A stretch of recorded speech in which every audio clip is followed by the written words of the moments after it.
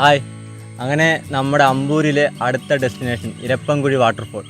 നമ്മൾ ഇനി അങ്ങോട്ടാണ് പോകുന്നത്. അവിടുത്തെ ആംബിയൻസും അവിടുത്തെ വ്യൂവും അവിടെ എങ്ങനെയുണ്ടെന്ന് നമുക്ക് നോക്കാം. അപ്പോൾ നമ്മൾ നേരെ എല്ലാവരും കൂടി അങ്ങോട്ടൊന്ന് പോയിട്ട് വരാം.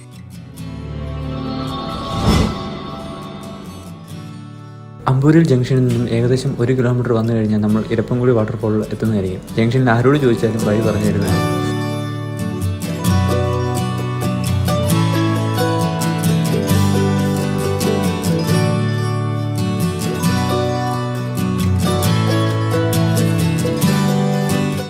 മാക്സിമം നമ്മുടെ 2 വീലേഴ്സൊക്കെ വരുവാണെങ്കിൽ ഇവിടം വരെ പാർക്ക് ചെയ്യാൻ പറ്റുള്ളൂ. ഇനി ഇതിൻ്റെ താഴോട്ട് നമുക്ക് പോകത്തില്ല. ഇവിടെ വന്നു കഴിഞ്ഞാൽ ഇതുപോലൊരു വീട് കാണാം. അവിടെ ആൾതാമസമൊന്നുമില്ല, ഫുൾ കാട് കയറി കിടക്കുവാണ്. അങ്ങനെ നമ്മൾ ഇരപ്പൻകുഴി വാട്ടർഫോളിലോട്ട് എത്തിയിട്ടുണ്ട്. അത് ആ കാണുന്നതാണ് ഇരപ്പൻകുഴി വാട്ടർഫോൾ.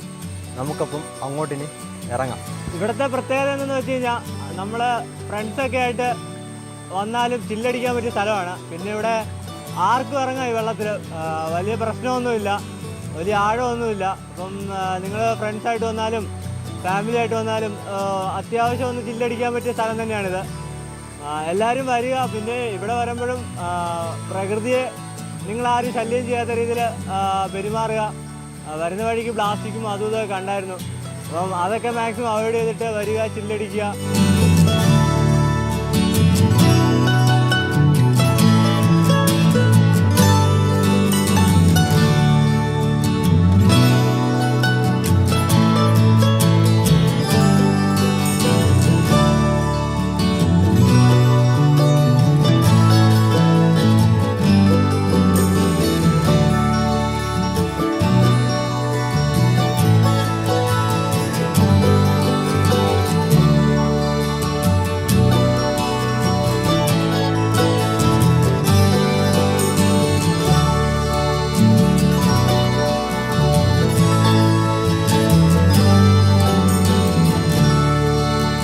നമ്മുടെ ഇരപ്പൻകുഴി വാട്ടർഫോൾ നിങ്ങൾക്ക് എല്ലാവർക്കും ഇഷ്ടമായെന്ന് കരുതുന്നു.